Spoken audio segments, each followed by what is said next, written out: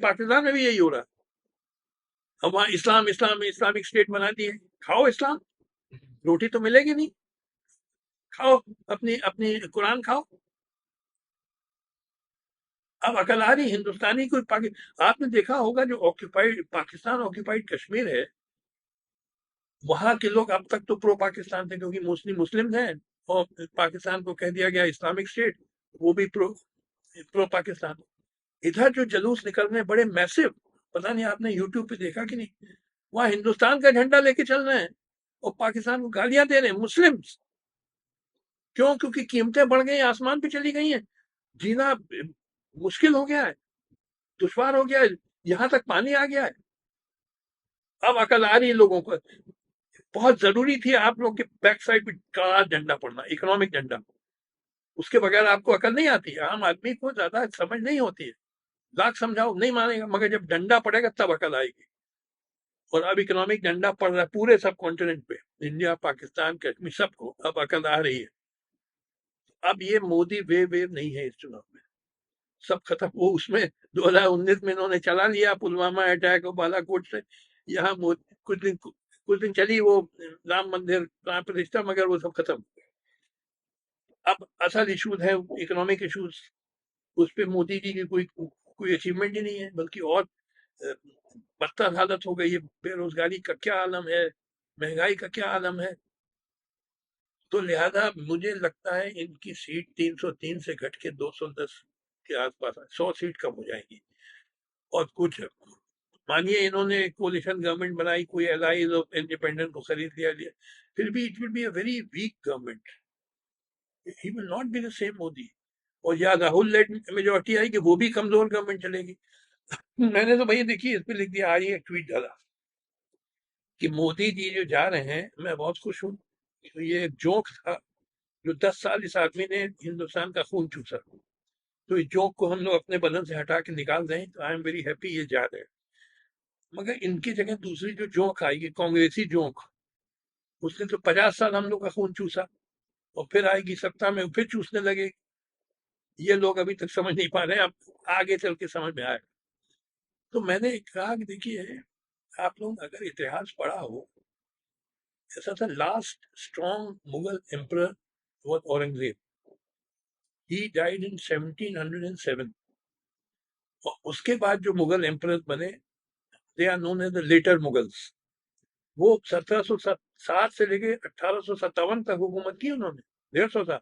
मगर नाम के बादशाह थे, उनके पास कुछ रह नहीं गया था, सारा एम्पायर निकल गया था, सिर्फ दिल्ली रह गया था। सारे जो local Mughal general Mughal governor ने अपने को इंडिपेंडेंट रूलर डिक्लेयर कर दिया, जैसे निजाम हैदराबाद, नवाब अवध, नवाब मुर्शिदाबाद, सब इंडिपेंडेंट रूलर हो गए, इनके पास कुछ था ही नहीं। तो हुआ क्या कि लेटर मुगल्स के टाइम बड़ा क्योटिक कंडीशन चली, और सब तरफ ठग्स, पिंडारी, गुंडे, लफंगे, गैंग घूमते रहे, लूटते रहे लोगों को। सेंट्रल गवर्नमेंट बड़ी नाम की गवर्नमेंट थी, वेरी वेरी वीक, और उनको भी निकालती रहती थी। वो एक सैयद ब्रदर्स थे औरंगजेब की डेथ के बाद, वो मुगल बादशाह बनाते थे और गिराते थे, king maker they were known.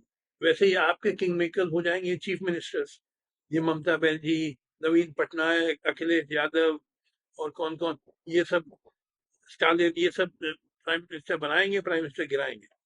और कंडीशन जैसे आपको याद होगा, जब जनता पार्टी गवर्नमेंट बनी थी इमरजेंसी के बाद 1977 में, वो असली में कोलिशन गवर्नमेंट थी, और वो लड़ते रहे आपस में 2 साल तक, और कोई काम नहीं किया, बस आपस में लड़ते रहे, और कुछ इंदिरा गांधी के खिलाफ केस वेस कर दिया।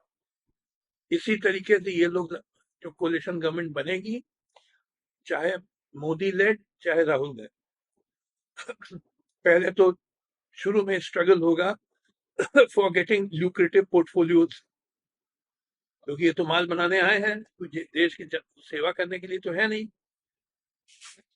तो ल्यूक्रेटिव पोर्टफोलियो है, जैसे फाइनेंस मिनिस्ट्री किसको मिलेगी, और कॉमर्स मिनिस्ट्री किसको मिलेगी, इंडस्ट्री किसको मिलेगी, रेल किसको, सब दौड़ेंगे कि हमको, they will be a struggle for lucrative portfolio, उस पर झगड़े होंगे। फिर आगे चल के भी कई मुद्दों पे झगड़े होते चलेंगे, झगड़े ही झगड़े होंगे। जैसे जनता पार्टी रूट 2 साल चला, 77 से 79 तक कोलैप्स कर गया। They were fighting all the time, कभी मुरारजी देसाई और चरण सिंह की लड़ाई हो रही है, कभी वो आ गए, कौन कौन, एक से एक पहलवान सब आपस में लड़ रहे हैं और अल्टीमेटली कोलैप्स हो गया।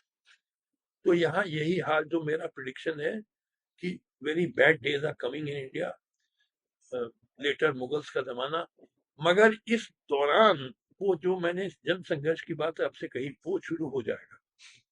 वही असली में सही रास्ता है, वही हल दे सकता है देश को। We have to establish powerful central government with modern minded leaders. उसके लिए मगर बड़ा लंबा जन संघर्ष करना पड़ेगा। तो ये जो प्रेजेंट पॉलिटिकल लीडर, ये तो बिल्कुल दो कौड़ी के लोग हैं। All the present political leaders, सब they are rogues, rascals, scoundrels, looters, gangsters, mafia, deceivers, जो लड़वा नफरत फैलाते हैं, पोलराइज करते हैं सोसाइटी को अपने वोट बैंक के लिए। उनको कोई देश से प्रेम नहीं है। तो इनके जगह पे पेट्रियोटिक लीडर उभर के आएंगे, उसमें वक्त लगेगा, जो जिनको वास्तव में देश से प्रेम है, जो मॉडर्न माइंडेड हैं और पेट्रियोटिक हैं, सेल्फलेस हैं, कुर्बानी देने को तैयार हैं। ये आएगा युग, मगर इसमें वक्त लगेगा, टाइम लगेगा। अभी हम उस स्टेज पे पहुंचे नहीं है। मैंने कहा ना, अभी स्टेज है वैचारिक क्रांति का, अभी असल क्रांति का वक्त नहीं आया। आएगा मगर 10-15 साल लगेगा। तब तक हम लोग को, जो भी हमारे आप जैसे लोग देशभक्त हैं, हमको वैचारिक क्रांति में योगदान देना, यानी कस के सामंती विचार, सामंती प्रथाओं का विरोध करना है और आधुनिक विचार, वैज्ञानिक विचार फैलाने हैं। धन्यवाद।